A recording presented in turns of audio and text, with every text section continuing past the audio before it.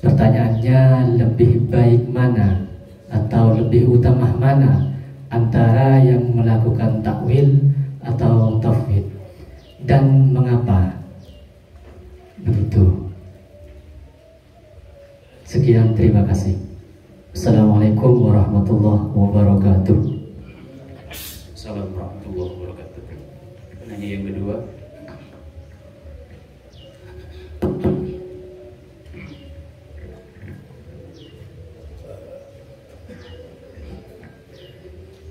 Assalamualaikum warahmatullahi wabarakatuh. Abdi lagi ahnan alumni Pondok Pesantren Jaduna.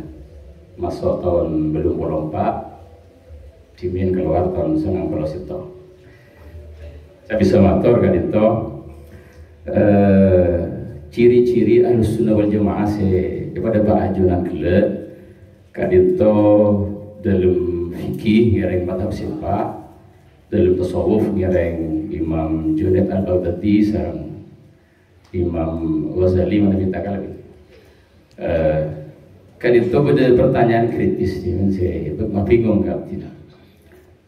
Mohon pas dia jadi ya tabiin Abu Bakar Sidina Ali nurut ada besapa, segitu. Nurut ada besapa itu pertanyaan kritis saya kan itu. Terus saya kebeng dua gitu ya, sangat mata kerja mengabi organisasi sebesar NU sareng Muhammadiyah itu tersusupi liberal sareng kento penyakit rajin karena mau bingung kering bebe ajunan kento mana bita kali pengurus NU kento panapah langkah-langkah pun ajunan kan kui menang guling kento karena mau bingung kering bebe kento ya beda sih Surabaya oh tak anu Surabaya belangkon bayi kan mau bingung gak betina kento sih kak dia mesti kering bebe mau bingung gak betina mau apa awal belangkon dia biasanya si Sunda kento Surabaya kento merta. Terus saya kapeng telo gelak tauhid rububiyah uluhiyah kita tidak pernah baca buku terbitaki Pondok Pesantren Sidogiri kadito tentang kiai kadito Nabi Takalib sempat menjabarkan ke almarhum ke Nawawi menjabarkan ibu kata tentang tauhid rububiyah uluhiyah tanpa catatan apapun. Setiap kita harus memahami bahwa Sidogiri itu sepaham sarang tauhid kan itu. Keng bukan kalau pada sampai gila. Si terakhir kita nomor 4 artinya kita terakhir apa cek taslimah. Kalau pun si keterangan terakhir berbahasa Jamatura doa Jamatura kita jompo pada tradisi rokat ini. Kita doa ini betul sarang tidak. Kita Bandung Hafi. Kita biasanya itu cepon doa kan itu acara tradisi kan itu asalnya dari Ki Abdul Latif dua versi beda dua Ki Abdul Latif putra anu apa pun Ki Khalil Bengkalan beda dua Ki Abdul Latif bin Ruham begini dua yang pun bahasa Jawa kento daerah Robosen Tura Timur Tura Barat itu biasa doa itu lebih kesukaan ya terakhir kan itu ampun cek taslim lagi bro tapi menabi dijabarkan boleh serahkan cek motor sekelah kok oh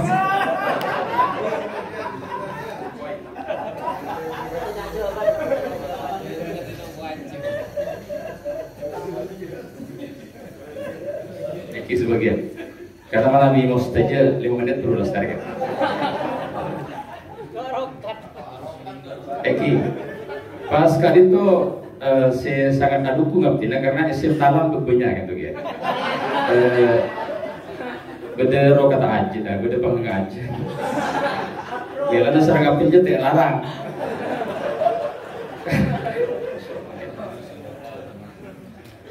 Di kali mah pun. Baca nokro tapi kan udah aja Ustaz.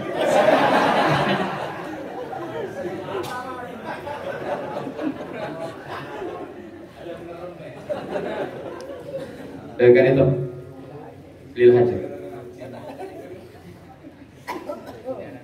fak atau mau berkatakan fakunillah tumul yaum balik kerso itu perdani leluhur Kan ikat bebek ngaten gampang gitu sih. Nah, yang terakhir. Lan itu syafaati para wali Allah taala kabeh lan oleh syafaati para sahabat kabeh lan muga-muga mustajab doa Yusuf ing dunya rawi akhirat wa faradhu lana wa lahu bi rahmatika ya arhamar rahimin. Assalamualaikum warahmatullahi wabarakatuh. Waalaikumsalam warahmatullahi wabarakatuh. Demikianlah pertanyaan di season yang pertama. Mungkin Pak Kiai bisa langsung memberikan jawaban. Monggo. Ini beberapa ada 5 pertanyaan ya. Pertama, ayat-ayat atau hadis-hadis mutasyabihat. Apa maksudnya? Mutasyabihat itu artinya serupa, campur. Kalau bahasa Maduranya campur, enggak ada iya.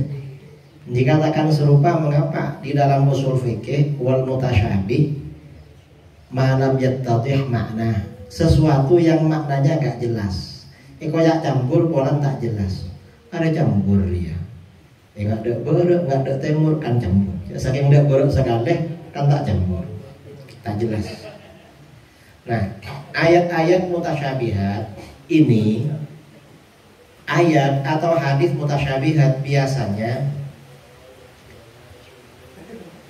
kalau diartikan secara zahir, diambil makna secara zahir, maka memberikan kesan makna yang rusak, salah. Maksudnya bagaimana? Bisa menyerupakan Allah dengan makhluk, atau bisa mengesankan Allah tidak sempurna. Ini namanya mutasyabihat. Sedangkan Allah itu yang jelas tidak serupa dengan makhluk dan maha sempurna secara mutlak. Maka bagaimana menghadapi ayat-ayat mutasyabihat seperti ini? Umat Islam terbagi 2 kelompok. Pertama, kelompok tafwid. Tafwid itu artinya menyerahkan maknanya kepada Allah. Seperti Ar-Rahmanu 'alal 'arsy istawa. Allah beristiwa di atas arsy. Maknanya apa? Hanya Allah yang tahu. Kita nggak tahu. Makanya kata Imam Ahmad ketika ditanya istawa, kata beliau istawa kama akhbar, la kama yakhturu fi qalbil bashar. Allah itu beristiwa seperti yang dikabarkan. Lah kan ada istiwa, jadi Al-Qur'an ada, tapi tidak seperti yang terlintas dalam hati manusia. Ini namanya tafwid. Yang kedua ada pendekatan takwil. Kalau takwil bagaimana? Kalau takwil maka lafadz ini dialihkan dari makna zahir. Syarful lafzi an zahirihi. Jadi mengalihkan lafadz dari makna zahirnya karena ada dalil. Itu takwil namanya. Dan ini takwil ini manhaj ulama khalaf dan sebagian ulama salaf. Sebenarnya ulama salaf juga melakukan takwil, tapi tidak secara umum kalau ulama salaf. Yang secara umum ini ulama khalaf. Ini kita. Ini takwil dan tafwid ini sama-sama ahlus sunnah. Lalu ada kelompok 3. Kelompok ketiga mengambil makna zahir. Kalau yang mengambil makna zahir ini golongan mujassimah dan musyabbihah. Kalau sekarang di negeri kita ya Wahabi. Kalau istawa diartikan Allah bersemayam di atas arsy. Dan mereka beda pendapat. Ada yang mengatakan duduk-duduk, ada yang mengatakan tinggal, ada yang mengatakan di atas arsy, tapi di atasnya lagi tak nyeting ke arsy. Berbeda di kalangan mereka. Ada yang bilang ada di langit. Wahabi ini beda pendapat masalah itu. Nah kalau kita ambil yang mana, kita takwil atau tafwid? Yang lebih afdal yang mana? Tergantung. Kalau kira-kira umat Islam itu aman dari tasybih dan tajsim, tidak akan menyerupakan Allah dengan makhluk, dan tidak akan menjasmanikan Allah, maka kata para ulama yang afdal di tafwid, jangan pengiran lah. Tapi kalau misalnya di situ menyebar penyakit tajsim dan tasybih, banyak orang menyerupakan Allah atau menjasmanikan Allah, maka sebaiknya ditakwil. Takwil. Mengapa? Untuk menjauhkan masyarakat dari takwil, dari tajasim dan tasybih. Jadi tergantung. Jadi takwil ini ibaratnya obat. Kalau orang itu gak sakit, jangan diobati. Gak usah sudah. Baru kalau sakit diobat. Obat itu namanya takwil. Ini yang pertama. Pertanyaan yang kedua. Tadi saya berbicara ciri-ciri ahlus sunnah. Itu fikih ikut mazhab 4, akidah ikut 2 mazhab, tasawuf ikut mazhab ini. Nah, ulama-ulama sebelum mereka ikut mazhab siapa? Ikut mazhab siapa? Jawaban kita, imam-imam yang 4 dan imam-imam yang lain itu sebenarnya mengikuti ulama-ulama sebelumnya. Ikut pada sebelumnya. Cuma kemudian fikih berkembang, mereka mengambil manhaj dan mengembangkan fikih-fikih sebelumnya. Karenanya mereka disebut imam mazhab. Contoh misalnya bagaimana qunut subuh. Imam Abu Hanifah dan Imam Ahmad tidak sunnah qunut subuh. Imam Syafi'i dan Imam Malik sunnah qunut subuh. Mengapa begitu? Dari sebelumnya memang begitu. Penduduk Mekah dan Madinah kalau sholat subuh baca qunut.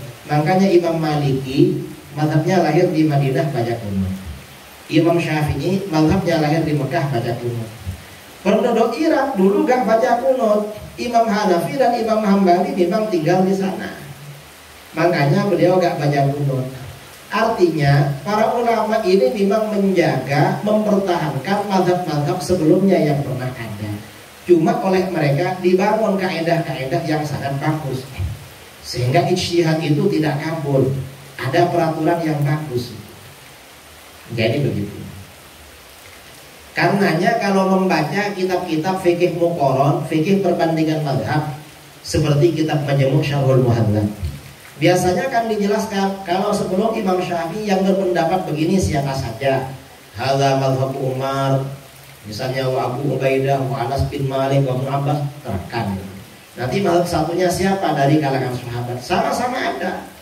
Cuma kemudian para ulama ini melakukan tarjih, ijtihad beliau yang cocok ikut yang mana. Jadi begitu. Yang gak ada pendahulunya itu Wahabi. Kalau Wahabi itu gak ada pendahulunya, karena memang bikin sendiri ajarannya. Kalau Ahlus Sunnah ini ada pendahulunya. Makanya kita akan ikut ajaran Nabi dan sahabat.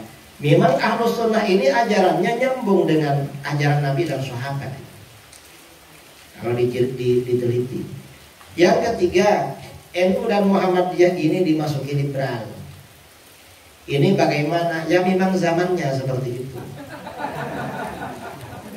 Mau gimana lagi? Memang masyarakat bawah bingung. Nah makanya biar gak bingung suruh mundok masyarakat bawah. Ini perlunya kita ada pondok, agar kita gak fanatik sama organisasi. Kita ini ikut ilmu. Dan memang ya, bahwa di akhir zaman terjadi seperti itu sudah dinubuatkan, dikabarkan oleh baginda Rasulullah SAW. Wong Rasulullah tadi bersabda, "May ya'ish ba'di fasayakhtilafan katsira." Engkau tinggal tadaku laku banyak atau karan. Ya dari dulu begitu memang.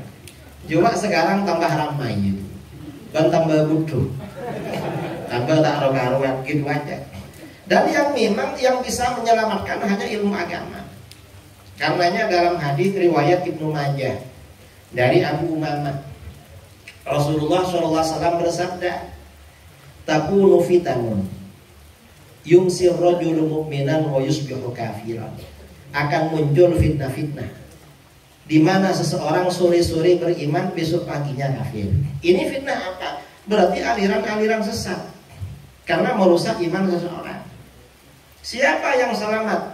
Dalam hadis, illa man ahyahullahu bil ilmi, kecuali orang-orang yang dihidupkan oleh Allah dengan ilmu.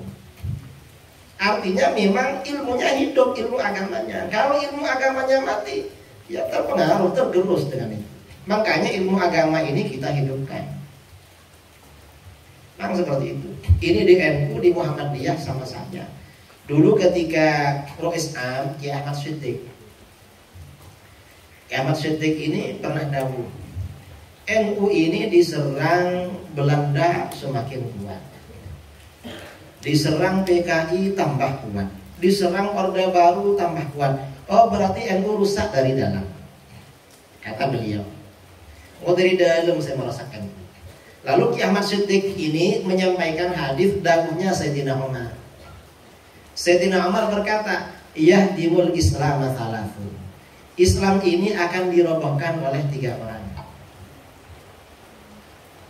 Apa? Yang pertama, zallatu alimin, terpelesetnya orang alim. Pada orang alim tak belajar. Nah, seperti tokoh-tokoh liberal itu kan punya ilmu kan, cuma tak belajar. Tak belajar, akhirnya jamaahnya orang-orang yang kagum pada mereka nurut tak belajar. Ini yang merusak agama, termasuk merusak NU dan Muhammadiyah. Yang kedua, wajidalul munafiki bil Quran. Orang munafik berdebat dengan Al-Quran. Maksudnya bagaimana? Orang munafik ini menyebarkan dan membela ajaran-ajaran gak benar, dalilnya pakai Al-Quran. Akhirnya orang awam terpengaruh. Wahabi pakai Al-Quran mengkafirkan orang, tapi Al-Quran dirubah maknanya. Dia orang awam yang gak ngaji terpengaruh. Orang munafik mereka itu, orang-orang liberal itu, pakai Al-Quran. Kemudian yang keempat, wa hukmul a'immatil mudillin, produk hukum para pemimpin yang menyesatkan. Ini merusak agama memang. Ya 3 perkara memang dari dalam. Ini kata almarhum Kiai Ahmad Siddiq. Oh, berarti NU mengaku rapuh dari dalam. Dasarnya ini. Makanya Islam itu runtuh, khilafah Utsmaniyah di Turki. Runtuhnya dari dalam juga. Banyak gubernur-gubernur disogok oleh Inggris agar memberontak. Dan coba orang-orangnya soleh-soleh semua, gak bisa dipatahkan, dirobohkan dari luar, gak bisa. Islam itu kuat. Al-Islamu ya'lu wala yu'la alaih. Islam ini kalau melawan orang luar menang saudara. Tapi kalau orang Islam sendiri sekontrol dari dalam, dia rapuh. Jadi begitu. Yang masalah tauhid rububiyah dan uluhiyah itu penjabarannya beda dengan Wahabi. Coba perhatikan, beda. Karena rububiyah uluhiyahnya Wahabi ini ya, rububiyah uluhiyahnya Wahabi itu implikasinya, akibatnya untuk mensyirikkan, mengkafirkan orang tawassul, tabarruk dan istighatsah. Tujuannya itu. Jadi beda. Yang kelima masalah rokat. Rokat itu yang mana? Apa yang atutus itu?